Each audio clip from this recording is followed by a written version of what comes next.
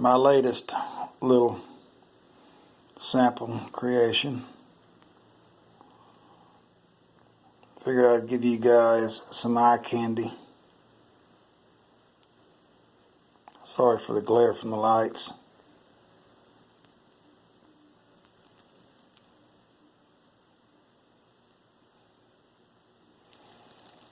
I think it turned out pretty sweet.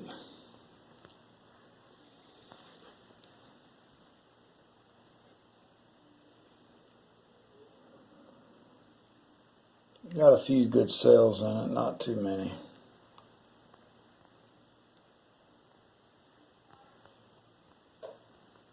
Then again, it's not done moving yet neither, so you can see where the cells are trying to form.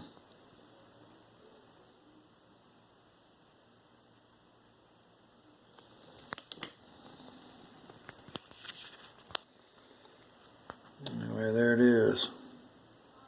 Let me know what you guys think.